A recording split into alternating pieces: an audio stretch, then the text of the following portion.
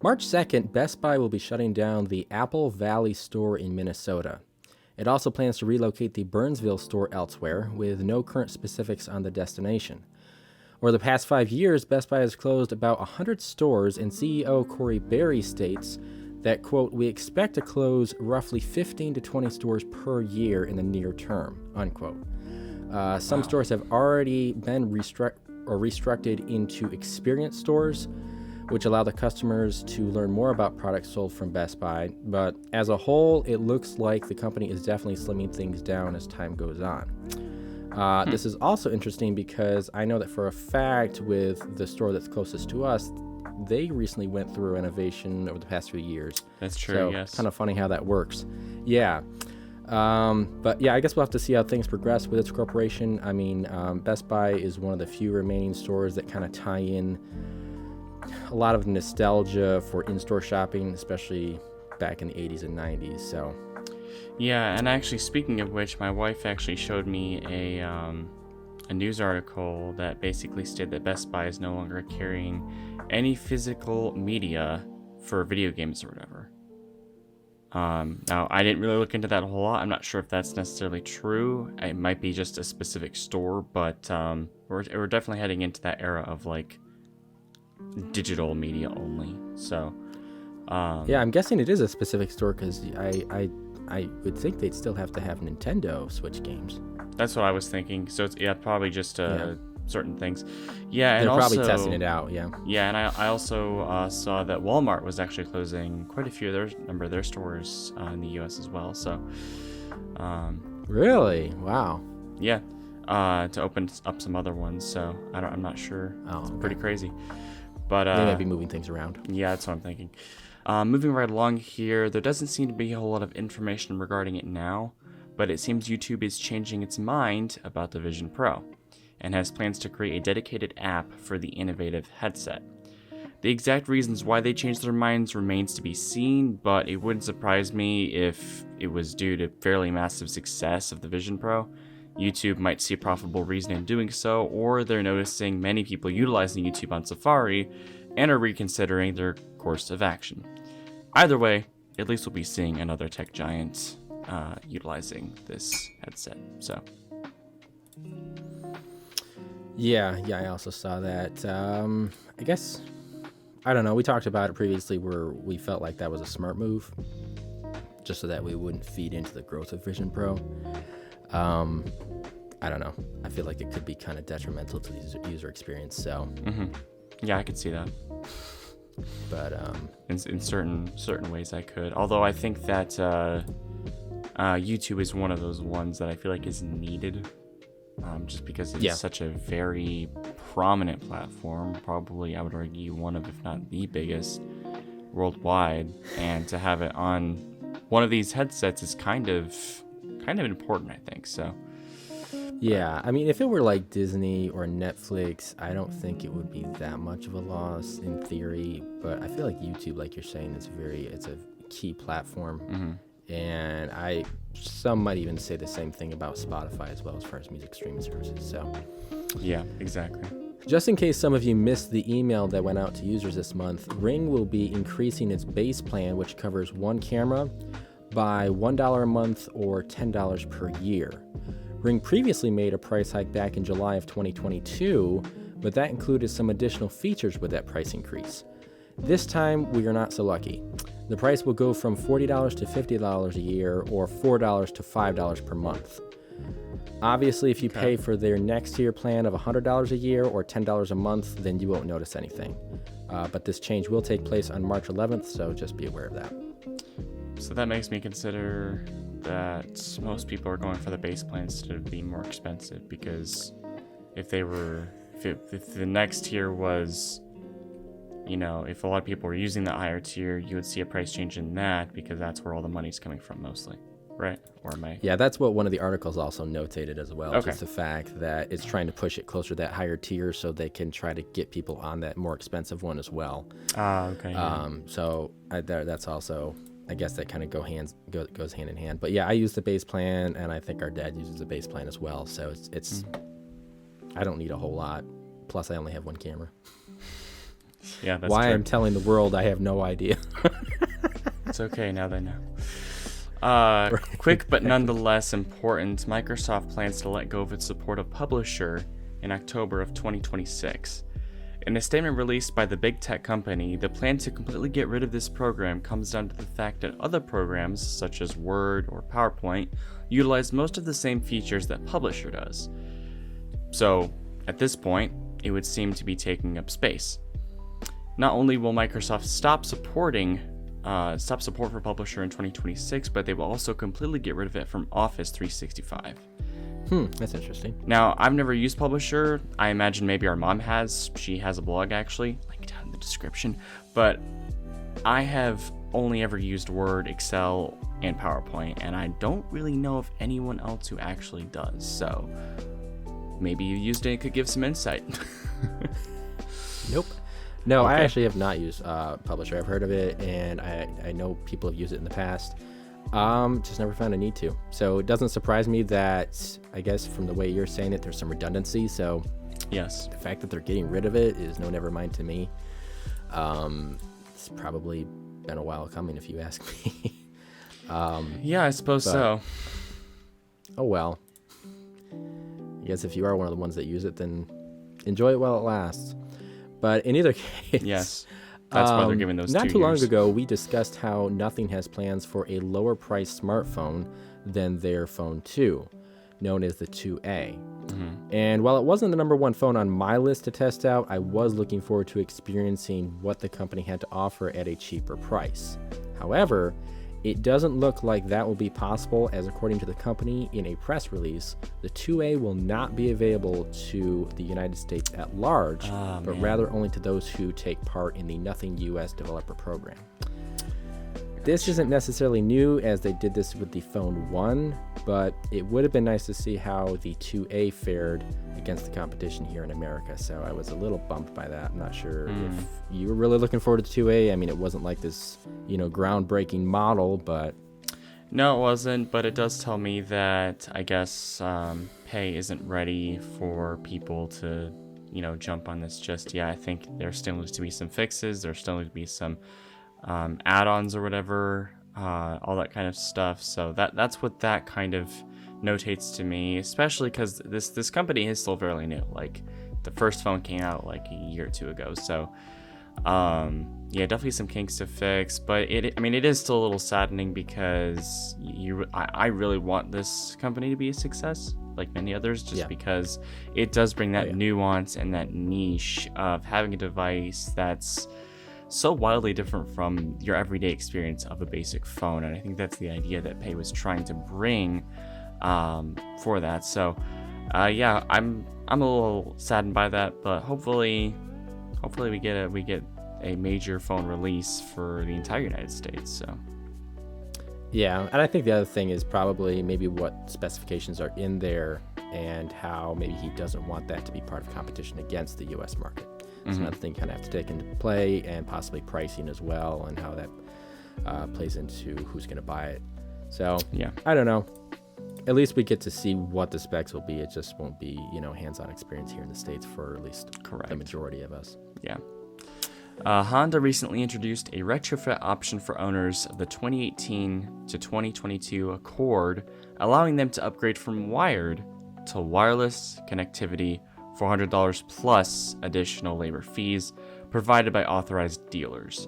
So that obviously means that you can't just flip a switch, have it upgraded. You actually have to go to a Honda dealer, and have it upgraded there. And this would include over 631,000 models in the US. And actually, JD, you have a 2018 Honda Accord, is that right? I do. Touring Honda Accord Hybrid, so I'm debating on getting that just because I don't know what kind of bugs it could introduce. So I'm a bit skeptical on that one. I did happen to see that come through, so yeah, for now I think I might hold off, and that's fair. Plus the fact that it's not free, so yeah, I've got the 2015 Honda Accord Hybrid Touring, so I'm a few generations below him, as per usual with everything. But yeah, no, I'm kind of jealous because I really would love wireless CarPlay, but it's just gonna be something I'm gonna have to wait for. So Yeah, I guess so. I mean, at the end, I feel like there is some advantage to wired just because it's kind of a given that your phone is going to be charging.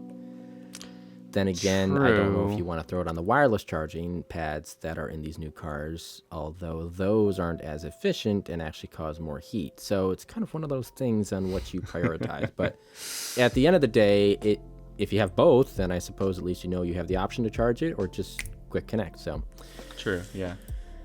Another follow-up item is the Disney Hulu account sharing crackdown. March 14th is the set date that prohibits existing accounts from being shared outside of their household. It's also worth mentioning that any new accounts that have been created before then fall into this category. So if you've creating one now from here on out, then that'll automatically be included in that.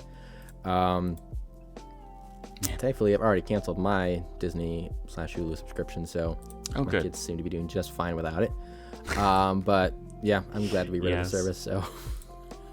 Oh, I'm sure. I knew you were going to do that eventually. You mentioned it in passing quite a few times. It's just not worth it anymore. A lot of these, and we can get into this a whole bunch, but a lot of these platforms are just becoming so overwhelming.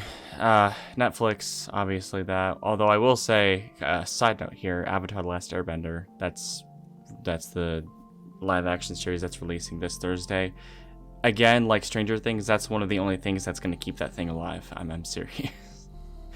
But yeah, I've actually heard the rumors for the Wednesday TV show, and I'm a little skeptical on how season 2 is going to go. I don't know if that'll crash and burn or not. Yeah, Wednesday was another successful one there, but yeah, it's... Yeah. They keep pushing... I've said this before. You keep pushing out good content, you're going to be able to gain those subscribers back. But if you just keep inflating money and making people pay more and not providing good, solid entertainment, then you are out of business. Yeah, so. And I mean, it's just the fact that they're not just doing the password sharing crackdown. It's also the fact that they continue to raise the prices, mess with the plans, remove some important plans. It's just, I don't know. I'm kind of done with it, like I said. So agreed, 100%. But we will move on to, we only have one deal this week, but the Galaxy Watch 6 Classic is $60 off. That's directly from Samsung. So nice. If you guys are wanting to jump on that one, obviously it's not exactly like a really great deal, but it's something nonetheless. Yeah.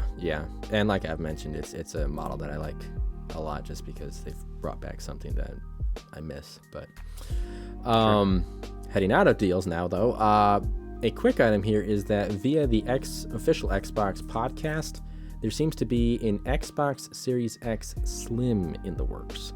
Possibly something that we could see coming holiday season later this year, but that's likely the earliest it will happen. And in my opinion, it could even face delays, as that's something that we typically expect from different products. So yeah, I wouldn't bet on it that would be coming holiday season, but that seems to be kind of the running from Xbox. So not much else is really known at this point, but we'll keep an eye open for further announcements from Microsoft this year. I mean, I'm pretty excited. That sounds pretty interesting. I've kind of been waiting for a Slim. I know Xbox has technically released a Slim version of the Xbox before, but this seems more realistic. So yeah, I mean, I don't know. I guess it depends on what kind of performance you're going to see from it, because I suppose it's going to be some sort of cross between the Xbox Series S, because that's obviously smaller, and then of course the Series X. So maybe a melding of the two in some way, shape, or form. I'm not sure. Yeah, could be actually. Yeah, you're right. Moving right along here. By now, many of you have seen it on YouTube, and I've actually tried it. But they are now implementing a new way of looking at your feed, and it is by way of color. On your home page, when you scroll, you'll have a tab that shows 3 colors, red, green, and blue. Basically, when you click or tap on one of these colors, your feed will give you thumbnails that have that associated color, or a color that is closely related to it, in them. In my honest opinion, this is one of the most interesting but most unnecessary and useless things that YouTube has released. on one hand, it's interesting because, you know, seeing those primary colors in your feed looks pretty cool, I guess. True. And you could argue that it may even allow you to click on things you wouldn't normally click on had this feature been enabled. At this time, though, I used this feature once, and it did not add to the experience at all. I was like, oh, wow, another thing that YouTube is probably going to get rid of after its release. So, there you go. Yep. However, if you do want to adjust your feed, purple would be a great color. Just saying. I would say green and yellow. It's totally superior. Oh, well, our logo is purple, so. Actually, you're right. Yeah, that was my hint. But darn it. Yeah, no, I agree. I saw that. It was comical for me, actually. I didn't even use it. I for some reason, it was just one of those times where I was like, I don't even want to test this out. So you've used it. Can you switch back to it, or is it like a temporary thing, or how does that work? Oh yeah, I think you just refresh the page or whatever. Oh, okay. And it really does. It literally gives you thumbnails. Now keep in mind though, it's thumbnails of videos that normally you watch and stuff like that are recommended because you watch this. Although that kind of recommendation feed has been long gone since like 2018, 2019. Mostly it's videos that you've watched. But I mean, it actually does pull together those colors pretty well. It's just like, why? What's the point? This is not like switching the U tab on the bottom. I'm fine with that. What I can't get behind is features that literally have no concept of like making your experience better as a whole. That's what I enjoy the most. Or even not even making your experience better, but just, you know, adding some cool certain gimmicks that YouTube has done have been fine, and adding some of those here and there adds to the experience. So just listen, YouTube, if you're watching this, which you're probably not, but if you are, please just put something in YouTube that's nice, that practical. Practical. Yeah. It's not useless. I get what you're trying to go for. I understand, but please stop. Yeah, that's exactly what I was thinking. It was hilarious. It was one of those moments where I was like, this feels like one of those Samsung gimmicks that is not gonna last. You know, that's what I. Well, I mean, at least Samsung gimmicks are pretty even really cool. Like, for the most part, yeah. I feel like a lot of those can get, some good rep, but oh well, there you go. Yeah. Moving on to something that's a little more logic. Verizon is making a move to no longer offer the $10 autopay discount when customers sign up using a debit card. Now, here we go. Expand on this. Please do. In a short period of time, we've seen Verizon, AT&T, and T-Mobile remove the ability to use credit cards to obtain the autopay discount. But now Verizon is removing the ability with debit cards. Okay. The only way to achieve this going forward for new signups is using your bank account or Verizon Visa card. Note that for now, existing customers who have already signed up for autopay with their debit cards will still receive the discount. It's just not really clear as to how long that will be offered. Okay. Now, the reason behind all of this seems fairly transparent, as Big Red is looking to reduce processing fees by working directly with the banks. So, in my opinion, I don't really have a problem with this. I mean, it's just the difference between putting in your debit card number and your bank account information. Suppose that, at least in my case with Wells Fargo, I can disable my card if I needed to. Can't really do that if your bank account information is there. So that's true. Plus, there's also the risk of data loss and how that all takes effect. So I suppose it's iffy. It's iffy depending on how you look at it. Yeah, I don't have too much to say on this one. I'm kind of indifferent about it, honestly. I mean, I don't have Verizon, so I really can't speak too much of it. But yeah. Right, yeah. It's just one of those transitions, I guess. Exactly, yeah. Now, another side to Verizon is that they are finally joining in on Google's Jibe RCS service. The key importance behind all of this is that you will no longer have to text only Verizon customers to enjoy RCS features, as Google's Jibe service offers cross-carrier interoperability. AT&T and T-Mobile have already jumped on board, And it was Verizon, the last of the big three, that finally gave in. We will obviously bring more information on this as exactly when this will go live, but for now, this is good news, and I'm looking forward to actually having all big three work together when it comes to RCS. So, come on, Apple, we're waiting for you. You're the last person here. Yeah, that's really great to have it all, and that unifying thing really does help with messaging. Like we've said it a lot on this show, but it really does matter when you have that, because it just allows for a better customer experience on both ends. So yeah, absolutely. Lately, we have been getting a lot of different visual leaks for the iPhone 16, and one of them is this photo right here. As you can see, the camera layout for presumably the base model has changed into what looks to be prominently large camera lenses, almost like that of the iPhone X. This latest prototype has wide and ultra-wide lenses housed within this pill-shaped chassis. Now, aside from the fact that this is just Apple evolving backwards, this looks very similar to another rising competitor, like we mentioned, Nothing. All you need now, Apple, is the glyph stuff, and you get a replica of an inspiration of the iPhone. To really tell you how I feel about this, I'll just insert a phrase my wife used. Apple gives us so little to the point of giving us nothing. Nope, didn't stick? Okay, I tried. That was really well put. I just wasn't expecting to laugh about it. No, it's true. I wasn't sure what you were explaining at first, but yeah. So, did that also mention how? Well, it probably didn't mention, but I'm assuming the renders were showing it where the camera housing for the two lenses were kind of raised a little bit. Yes, that's what it was. Okay. Yeah, I did see that then. And I think, if I'm not mistaken, they're going back to that horizontal look because it's going to help with spatial recording video. Yes. That was one of the things that I saw in there. So that does not surprise me. And I think people are going to rag on it just because, we're going back to the same old thing. Well, I think there's some logic to this. I don't know why they switched to diagonal in the 13, I believe it was. Mm-hmm. But yeah, I have no qualms about it. I don't know. I feel like some of us have higher expectations of Apple when really we shouldn't.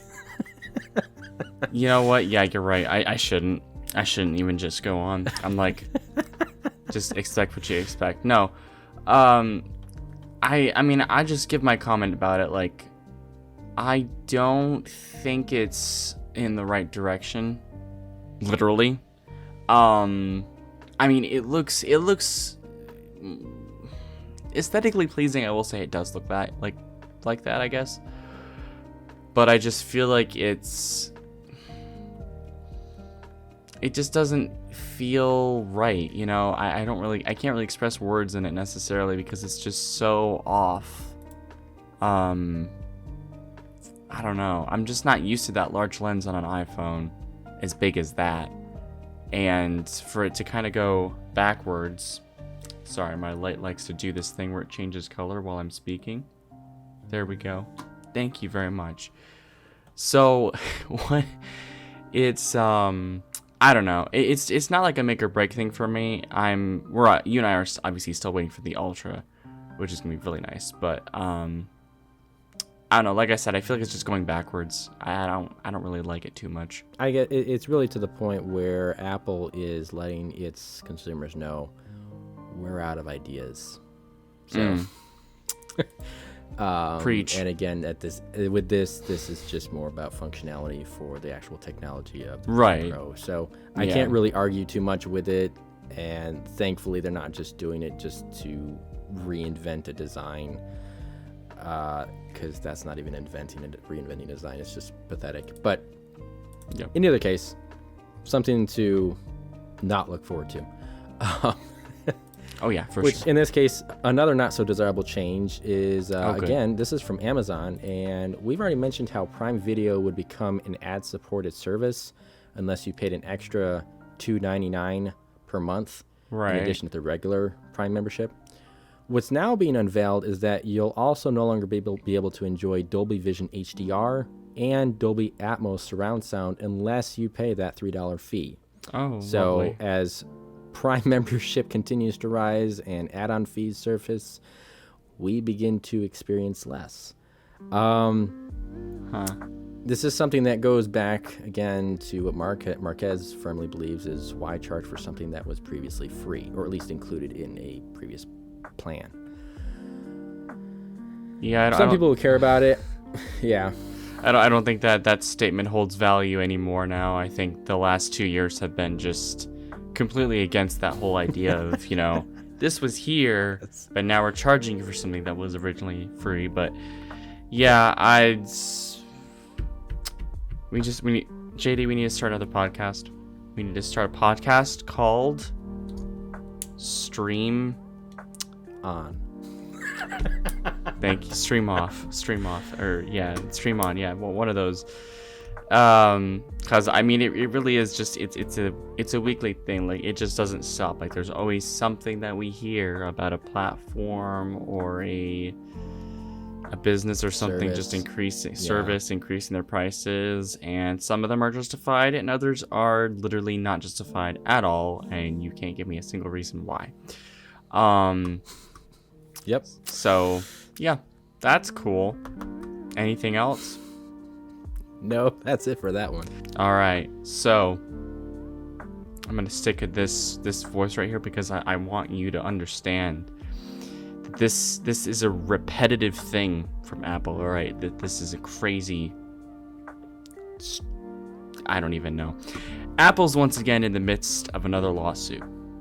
Although it looks like this one has actually been in the works since mid-2022. And maybe JD, you didn't even know about this. A couple years back, Apple had sued a company called Rivos, whom they claimed stole a slew of data by way of hiring Apple employees with the incentive for them to be hired to grab certain information and data regarding Apple's system on chip specifications. Last year, Rivos came back with their own lawsuit stating that Apple was using, quote, intimidation and other tactics to deter its engineers from leaving. According to Bloomberg, a couple of weeks ago on February 9th, Rivos and Apple plan to settle the lawsuit and finalize agreements. And I just want to say this, I think at this point we just need to make a saying for Apple: when one case closes, another one opens. Because it really is the reality of them, where it's always constant. And I feel like it's more of other companies just trying to get a slice of the pie here and there. The apple pie. That's so stupid. Oh no. I mean, it's the truth. No, it is the truth. Yeah. Yeah. I mean, I don't know if it's horrible. I think in some cases, a lot of the times it's justified. Oh yeah. In this case, I feel like, that's Rivos. I don't know if I'd back you 100% on that one. Yeah, I don't know. It's hard to tell at this point. I've never heard of Rivos, so. Well, at first I thought you were talking about Rivos or Rivos or whatever, which is a software program that's used to force uninstall programs. But I don't ever remember it coming to Mac OS. It was always on Windows, so that's what threw me off at first. But in either case, but I guess we can actually end on a good note here. Oh, good. Thank you so much. I was about to be depressed. Yeah. It doesn't happen that often. No, it doesn't. Apple seems to be integrating a feature using the development of SongShift, which is known for porting over playlists from one music service to another. Currently, this feature is a work in progress and only available in beta form and only on Apple Music for Android. But in essence, this would allow users to easily import all their playlists from services like Spotify, Pandora, among others, to make the music listening transition as seamless as possible. Now, that is providing that Apple Music offers all songs you have in playlists from the prior service you're using. So I feel like this is really good. And I actually found this interesting because I was just doing the same thing today. I was exporting some playlists I had on Apple Music using Tune My Music, which is pretty much the same thing, to port it over to Spotify for a friend. So the fact that they at least plan to make this native is certainly a welcome feature in my opinion. Yeah, I'm definitely on board with this. I don't really see any cons against it. It seems. I kind of feel like every fluid. music service should have this. If you ask yeah, me. I would agree. It's like a transition over a transition over to a different a company makes it a lot easier for you to find the songs that you're looking for. That or just experience a different service, maybe in a better way. Who knows? Exactly. Yep. So. Yep. But in either case, that will do it for this week's episode. This is JD and Riley. We'll catch you guys in the next one. Peace out.